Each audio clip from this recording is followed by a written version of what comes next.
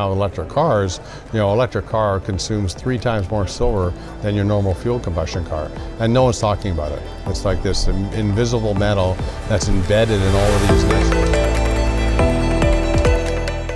Hello there, my friends. Chris Marcus here with you for the StockPulse Network, and excited to have a very special guest, someone I've been following his work for years, Keith Neumeyer of First Majestic Silver.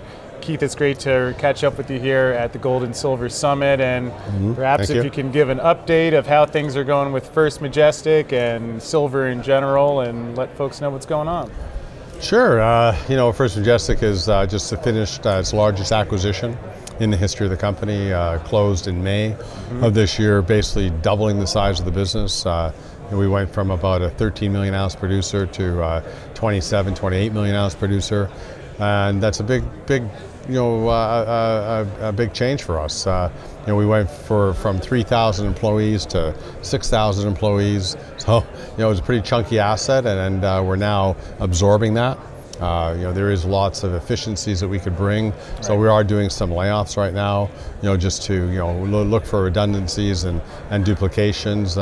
It's just inevitable, of course, we have to do that. We have to always have our eye on costs. But this mine, this San Dimas mine, is spinning off about $30 million in profits per quarter right now at current metal prices. We're $14.50 silver, $12.30 gold. It's not exactly great metal prices, yet this mine is an engine of our business now. So we're pretty excited to have it in our portfolio, and we're just going to optimize it over the next couple of years.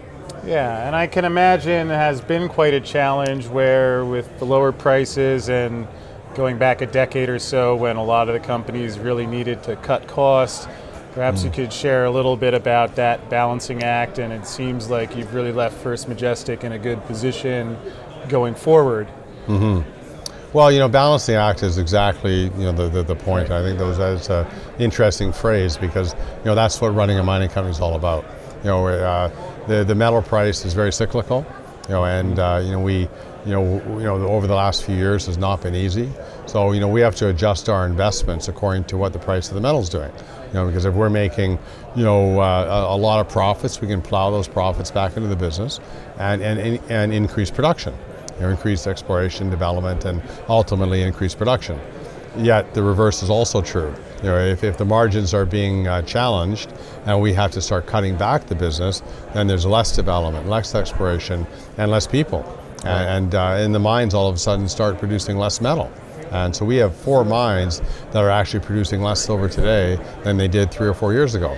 And if it wasn't for our 2 acquisitions, the one we did in late 2015 and the one we did recently, we would actually be producing less silver today as we did back then. But fortunately, we had the 2 big acquisitions, and so we're much larger today than we would have been otherwise. Right. And at the same time where there's less metal being produced, I know you've spoken many times before about how the demand for silver going forward is increasing. A lot of people know about the monetary role that silver plays, yet if you could touch on that a little bit and all the applications that require silver for so much of what we're doing.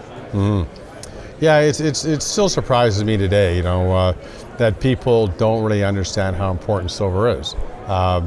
These cameras that are videotaping us right now are full of silver. We wouldn't have been able to arrive in this conference today without silver. It's not going to hurt you too much if you don't have any gold in your life. But if you don't have silver in your life is going to dramatically change for the worst.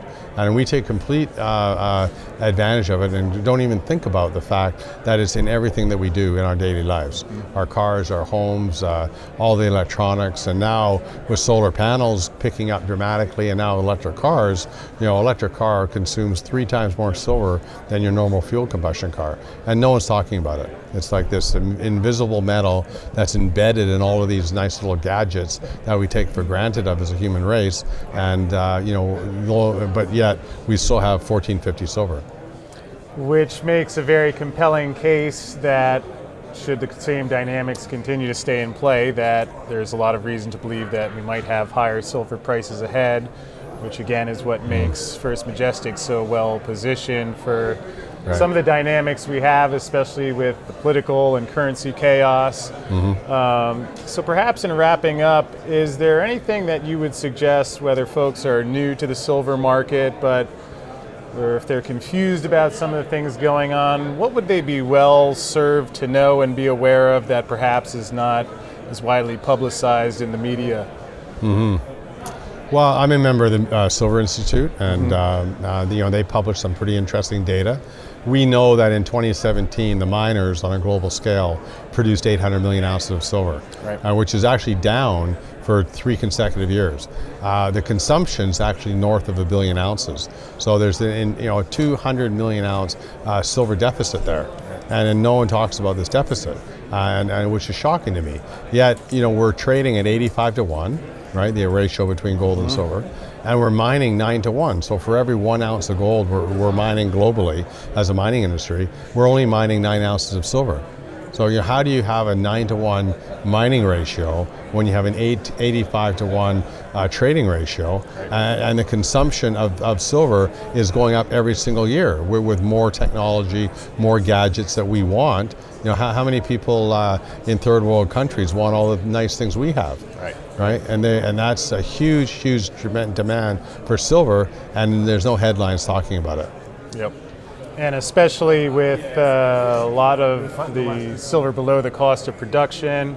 Actually, one last question I'd like to run by you while we have you here. Sure. I've heard a lot of analysts mention that in terms of what's above ground, that we actually have less above ground silver than gold at this point. Is that? Oh, dramatically. Yeah, and David Morgan is standing in front of us, and he's got much more stats than I am. I gather he's your next guest, so you should ask him the same question. But nevertheless, 90% of all gold ever mined is still available somehow above ground. In vaults or in coinage or whatever form it is in. But the exact opposite is true about silver. Where 90% of all silver ever mined is gone. It's in waste dumps, it's in gadgets, like this. It would cost, you would need triple-digit silver to make it economic to recycle the silver that we're consuming. And it's all going in waste dumps and oceans, and it's shocking. Well, it's a compelling case, certainly a lot to indicate that there are good times ahead for silver, and certainly for First Majestic Silver. So Keith, I appreciate you being here, and perhaps lastly, just let folks know where they can find you and follow you. I know you comment on Twitter a lot, which I personally appreciate. Okay. Just let them know how to find out more. Yeah, well, my Twitter is the only social media I do. It's at Keith_Neumeyer. I interesting things that I find interesting, I send out, and of course the website's firstmajestic.com. Okay, so if you're into silver, one that I think you really be well served to know about. And Keith, appreciate you joining us today. Best of luck going forward. Okay, thank you. Thanks. Appreciate it.